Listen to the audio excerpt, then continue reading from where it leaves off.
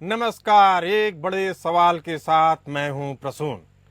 क्या कर्नाटक में घोटाले की काट आरक्षण है? कर्नाटक की सिद्धारमैया सरकार आखिर क्यों प्राइवेट नौकरियों में 75% आरक्षण वाला बिल लाई और 24 घंटे के भीतर ही इसे क्यों वापस ले लिया? तो इसका जवाब है कर्नाटक में वाल्मीकि निगम घोटाले के नुकसान की भरपाई करना था, जिसमें एसटी वर्ग के लिए अलॉट पैसे में हेर फेर करके कांग्रेसी कैबिनेट मिनिस्टर बी नागेंद्र ने शराब और लग्जरी कारें खरीदी। आंध्र प्रदेश और तेलंगाना में 18 फर्जी खातों में वाल्मीकि निगम के फंड से तकरीबन 90 करोड़ रुपए भेजे गए। डाइवर्ट किए गए फंड को फर्जी खातों के जरिए बांट दिया गया। इन पैसों का इस्तेमाल लोकसभा चुनाव के दौरान भारी मात्रा में शराब खरीदने और गाड़ियों को खरीदने में किया गया। ईडी ने बीते 12 जुलाई 2024 को कर्नाटक के कांग्रेस विधायक बी नागेंद्र को गिरफ्तार किया। नागेंद्र के घर पर 2 दिनों की छापेमारी के बाद उन्हें गिरफ्तार किया गया। नागेंद्र को कर्नाटक के वाल्मीकि निगम में करोड़ों के अवैध ट्रांसफर घोटाला मामले में गिरफ्तार किया गया। बी नागेंद्र ने जून माह में सिद्धारमैया सरकार से मंत्री पद से इस्तीफा दे दिया था। वह सिद्धारमैया सरकार में अनुसूचित जनजाति कल्याण मंत्री थे। नागेंद्र यह इस्तीफा कर्नाटक महर्षि वाल्मीकि अनुसूचित जनजाति कल्याण विकास निगम में करोड़ों की गड़बड़ी सामने आने के बाद दिया था। सवाल उठता है कि यह घोटाला जनता के सामने सबसे पहले आया कैसे? असल में यह पूरा मामला एक आत्महत्या से चालू हुआ। मई 2024 में इसी निगम से जुड़े एक 48 वर्षीय कर्मचारी ने आत्महत्या कर ली। उसकी मौत के बाद एक सुसाइड नोट मिला, जिसमें उसने आरोप लगाया कि उसके उच्चाधिकारियों ने इस बात पर दबाव बनाया कि वह निगम के खातों से पैसा ट्रांसफर करे। वाल्मीकि निगम के खातों से निकाला गया पैसा इसके बाद अन्य खातों में भेज दिया गया। इस पूरे खेल में करीब 187 करोड़ रुपए का लेन देन हुआ। इसमें से लगभग 88 करोड़ अवैध खातों में भेजा गया। जब यह मामला खुला तो चंद्रशेखर डर गया और उसने आत्महत्या कर ली। उसका आरोप था कि यह काम एक मंत्री के मौखिक आदेशों के आधार पर किया गया। उसने अपने विभाग के अलावा यूनियन बैंक ऑफ इंडिया के कर्मचारियों पर भी गंभीर आरोप लगाए। इसके बाद तो मानो पूरे कर्नाटक में जलजला आ गया। बी नागेंद्र जिस महर्षि वाल्मीकि फंड घोटाले में गिरफ्तार किए गए, उसकी जांच सीबीआई, ईडी और राज्य सरकार की एसआईटी भी कर रही है। यह पूरा मामला लगभग 95 करोड़ सरकारी धन के दुरुपयोग और उसके अलग अलग खातों में ट्रांसफर किए जाने से जुड़ा है। कर्नाटक सरकार KMVSTDC प्रदेश की जनजाति जनता के कल्याण के लिए चलाती है, जिसमें जनजाति जनसंख्या के लिए रोजगार समेत विशेष योजनाएं लाई जाती हैं। इसी महर्षि वाल्मीकि फंड में घोटाले की बात सामने आई थी, जिसके बाद कर्नाटक की सिद्धारमैया सरकार हरकत में आती है और घोटाले की खबर को दबाने के लिए कर्नाटक की कांग्रेसी सरकार ने निजी क्षेत्र की कंपनियों में तृतीय और चतुर्थ श्रेणी के कर्मचारियों के लिए आरक्षण अनिवार्य कर दिया। कर्नाटक की कांग्रेस सरकार ने राज्य में निजी संस्थानों में कन्नड़ लोगों के लिए आरक्षण लागू करने का फैसला लिया। इस बिल में कहा गया कि कर्नाटक की गैर प्रबंधी नौकरियों में 75% और प्रबंधन नौकरियों में 50% आरक्षण कन्नड़ भाषाई लोगों को दिया जाएगा। इस बिल के मुताबिक कर्नाटक में स्थित सभी दफ्तरों और फैक्ट्रियों में काम पर रखे जाने वाले ग्रुप सी और ग्रुप डी, सामान्यतः क्लर्क और चपरासी या फैक्ट्री के कामगार के 75% लोग कन्नड़ होने चाहिए।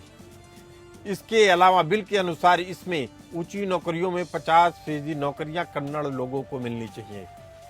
प्रमुख कारोबारियों के बाद आईटी कंपनी संगठन national association for software and services companies यानी नॉस्कॉम ने इस निर्णय पर काफी तीखा विरोध जताया।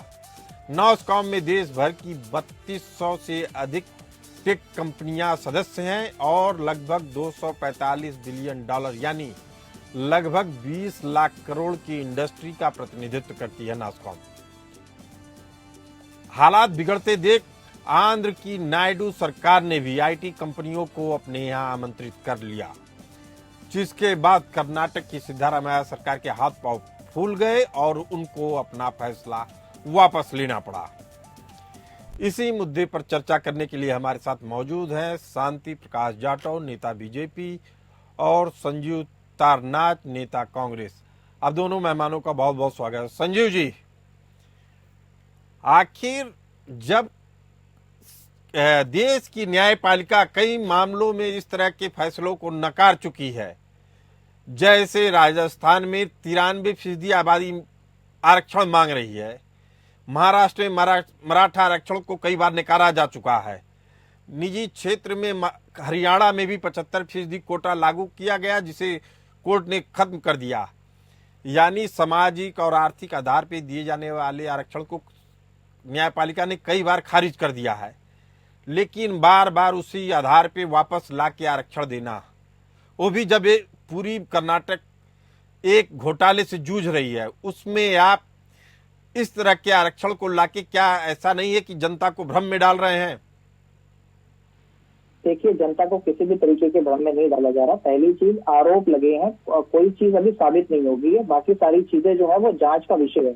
ईडी जो है वो जांच कर रहा है, अभी कोई भी दोषी साबित नहीं हुआ। तो इस तरीके के लांछन लगाना मेरे हिसाब से ये जस्टिफाइड नहीं है। और भारतीय जनता पार्टी जिस तरीके से इस मुद्दे के ऊपर राजनीति करना चाह रही है, और वो भी गलत है, क्योंकि जब इनके नेता, इनके मंत्री या इनके संजीव तारनाथ जी, ये आरोप बीजेपी के नेता नहीं लगा रहे हैं।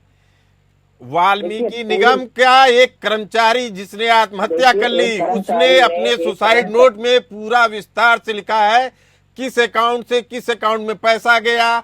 उसके बाद इस कैबिनेट मिनिस्टर को इस्तीफा देना पड़ता है और कांग्रेस की सरकार खुद एसआईटी जांच बैठाती है।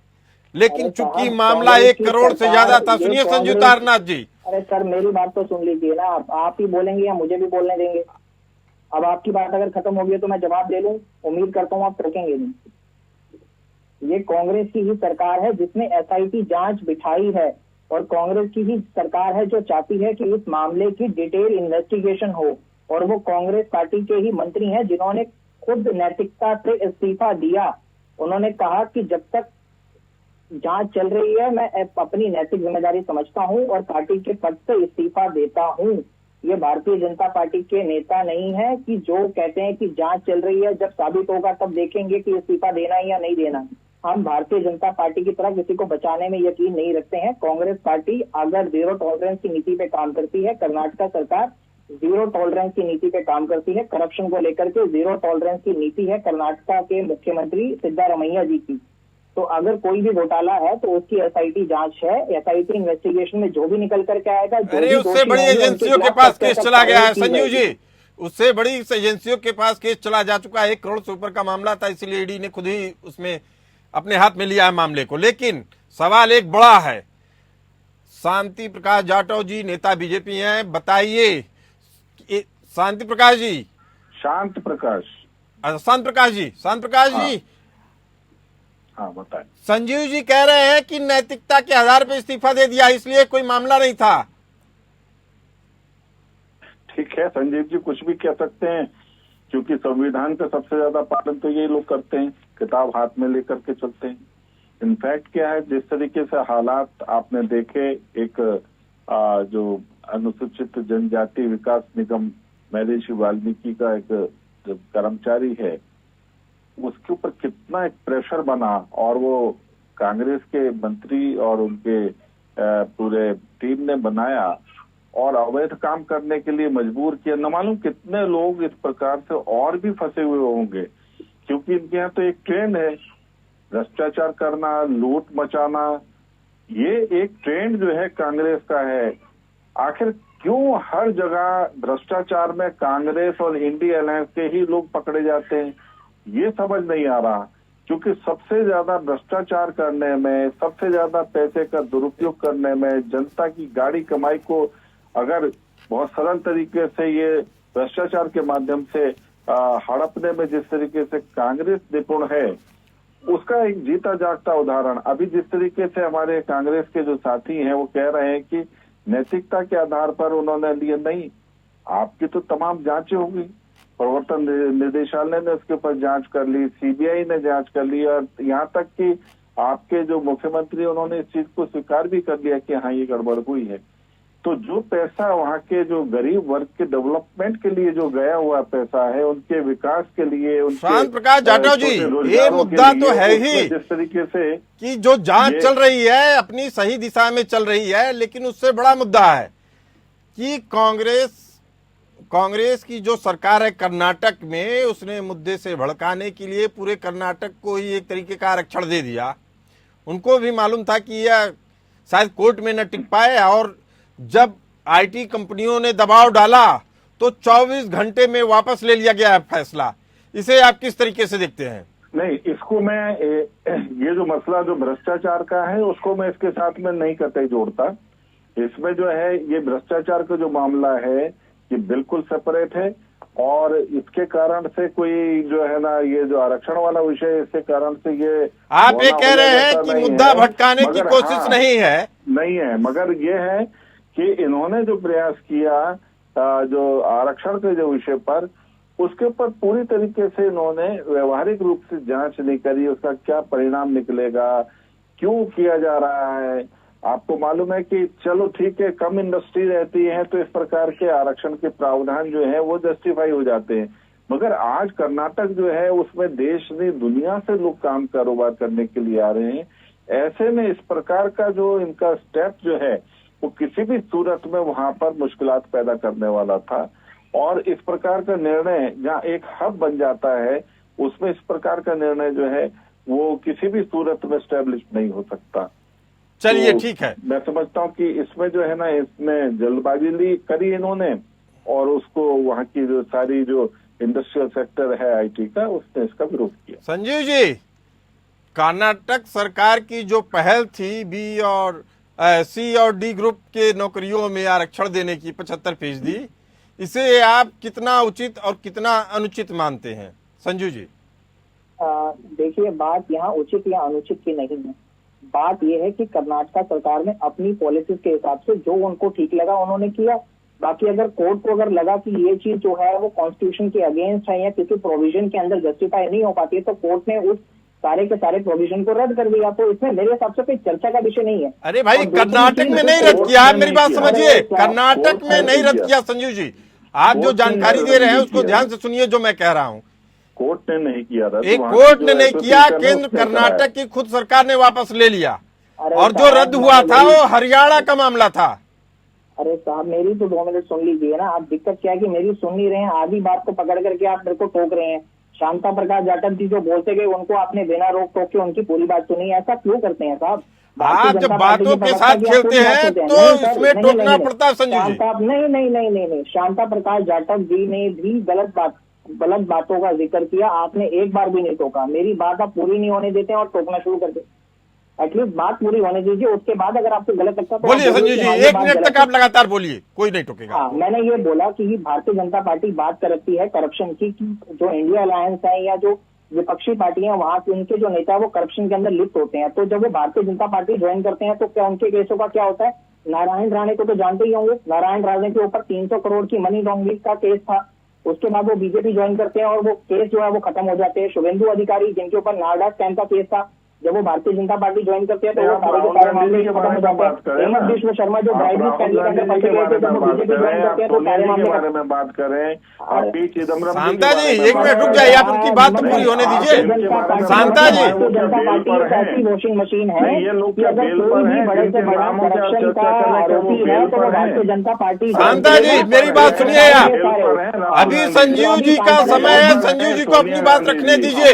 शांता प्रकाश जी को तो अभी और मिर्ची लगेगी 2 मिनट क्योंकि जब भारतीय जनता पार्टी की पोलें खोली जाती है तो इसी प्रकार से भारतीय जनता पार्टी के प्रवक्ता और भारतीय जनता पार्टी के नेता इस तरीके से हरकतें करने लग जाते हैं और ये विवेक के अंदर। चलिए संजीव जी, आपसे फिर सवाल है कि सिद्धारमैया सरकार क्या कांग्रेस के आला कमान से इस फैसले में सहमत लिया था?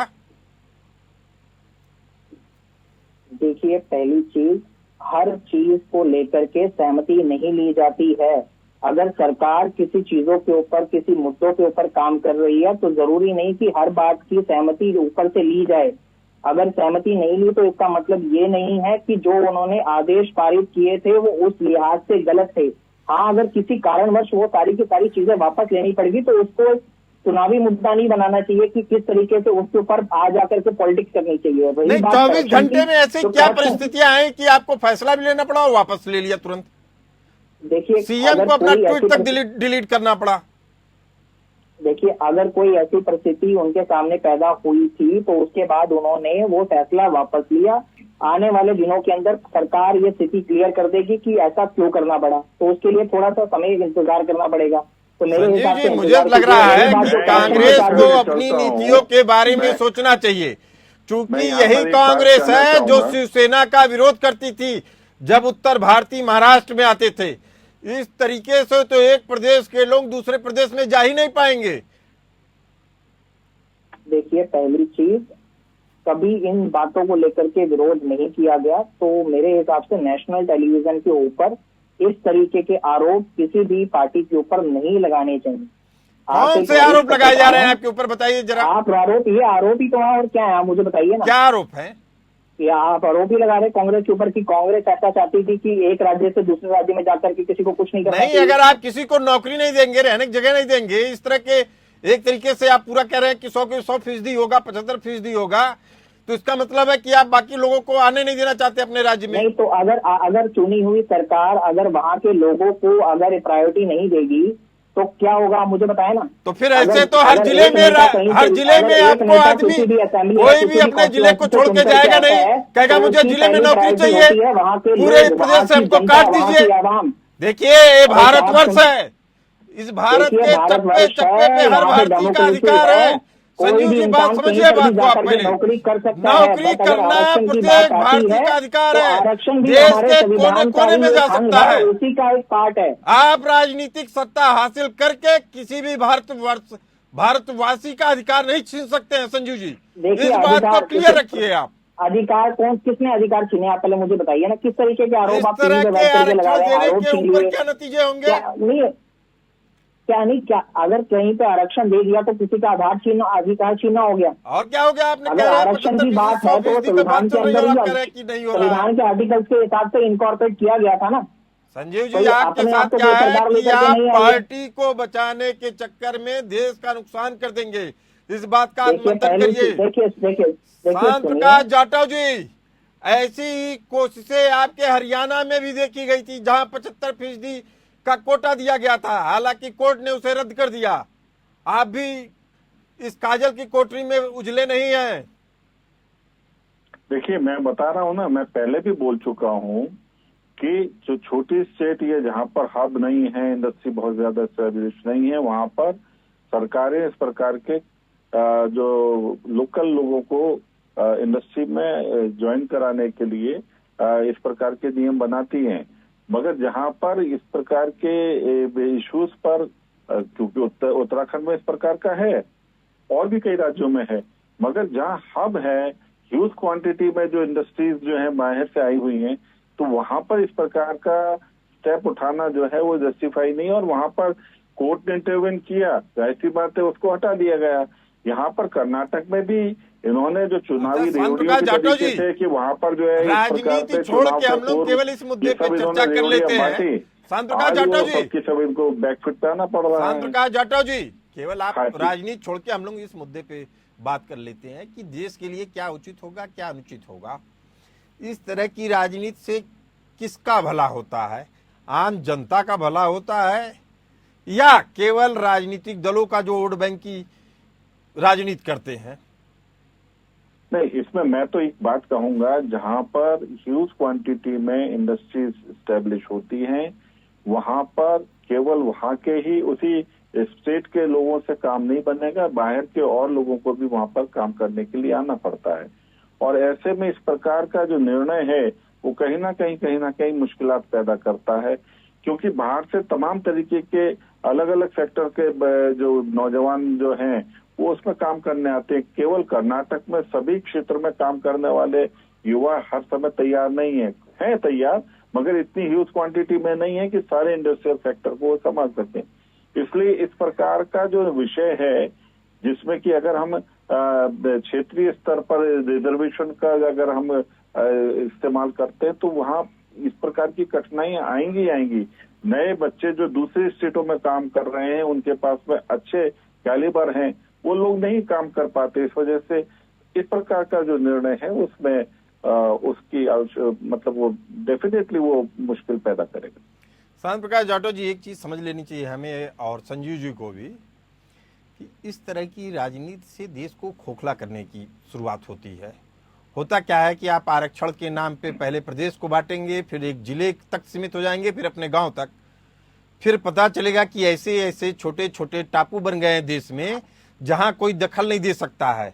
और जो भारत माता, भारत की संस्कृति, भारत की सभ्यता जो जम्मू श्रीनगर से लेके कन्याकुमारी तक जोड़े हुए हैं, पूरब से पश्चिम तक, आप उसको कहीं न कहीं एक अलग थलग टापू बनाने की कोशिश करते हैं।